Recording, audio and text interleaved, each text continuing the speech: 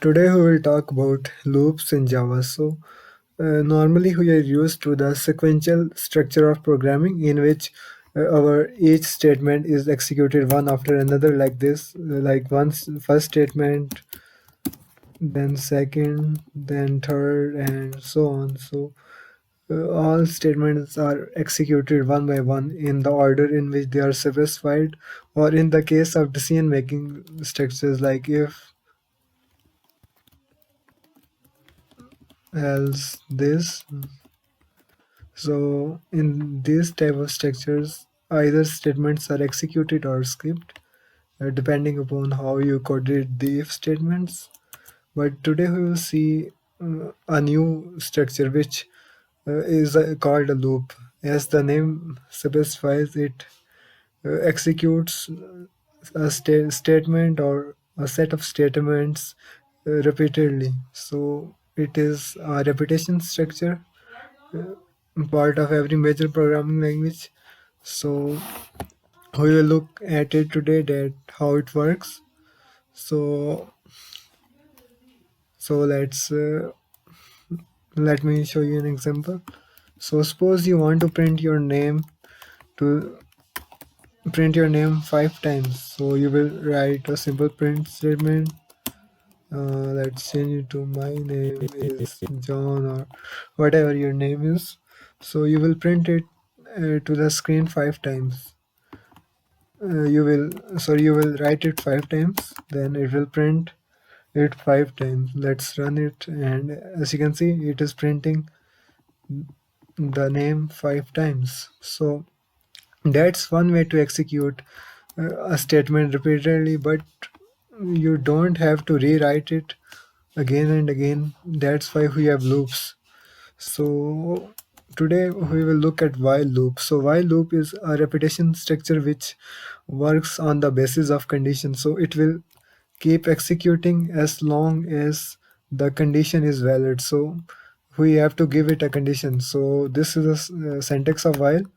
So we have to give it a condition like if statement. In if statements, we give it a condition. So in these parentheses, you will write the condition, whatever it is. So let's create a variable. So we will create our condition depending upon a variable. So let's give it one. So we have created a variable. So I can use the condition that while num is less than equal to 5, less than equal to 5, do this. So now we have a while loop ready. So this is the body of the loop. All statements inside the body will be executed as long as this remains true. So as long as num remains true, num remains less than or equal to 5, these statements will keep getting executed. So let's write that my name is John. You can write your name here.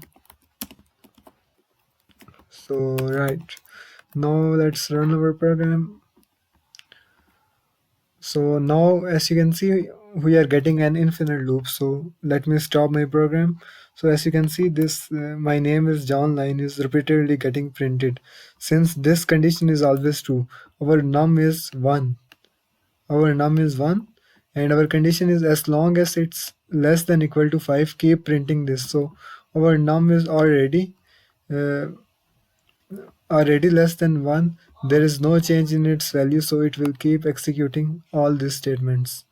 So similar to if blocks, if you have one line, you don't have to add parentheses. If there is only one line of code in your loop block, then you don't need to add parentheses.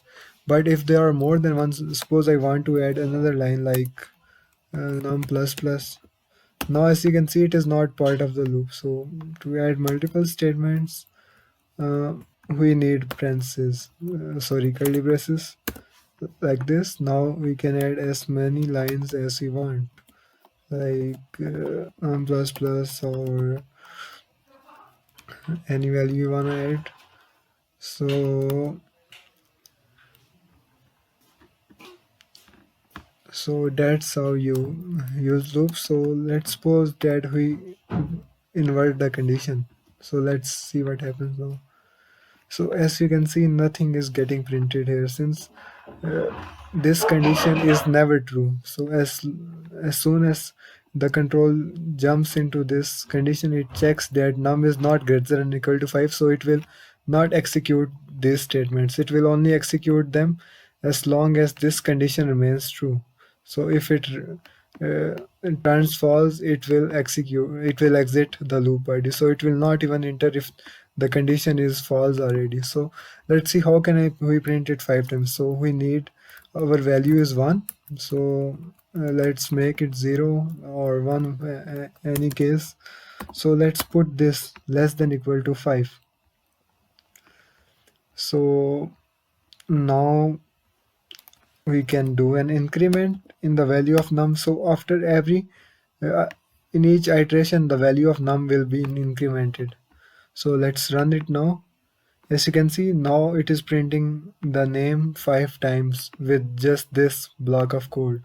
We don't need to add statements. So you can add as big number as you want, like you can add this and it will work out just fine. As you can see, it still printed it like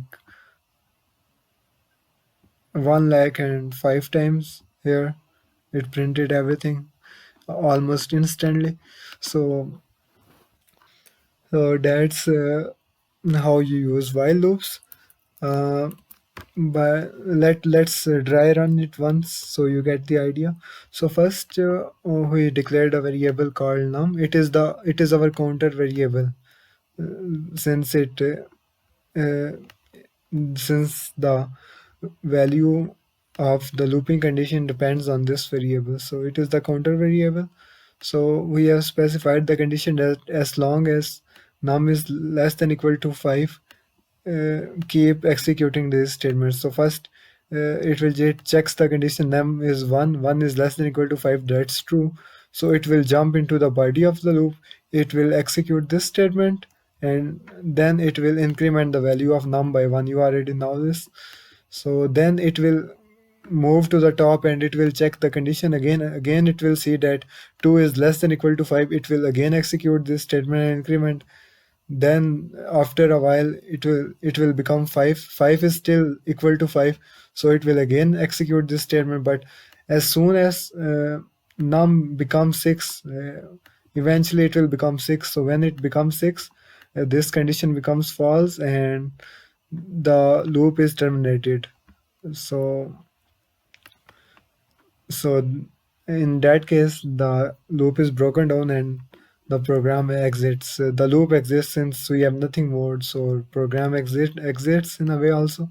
So loop is terminated as long as this condition become false. You can give it any condition like num isn't equal to false, like any boolean expression will do. And you can uh, do this. You can do multiple condition too. Like you can use or operator. Like you can use this. So now it will be an infinite. It is executing only once since num is 1. Then num is not 1 or 5. That's why it's not. If we remove the increment, our num will stay the same and it will be an infinite loop. As you can see, it will keep executing. An infinite loop is the type of loop in which condition always remains true. In this case, for example, so it keeps executing its statement. So that's it for today's video. In the next video, we will talk about for loop. Thank you for watching.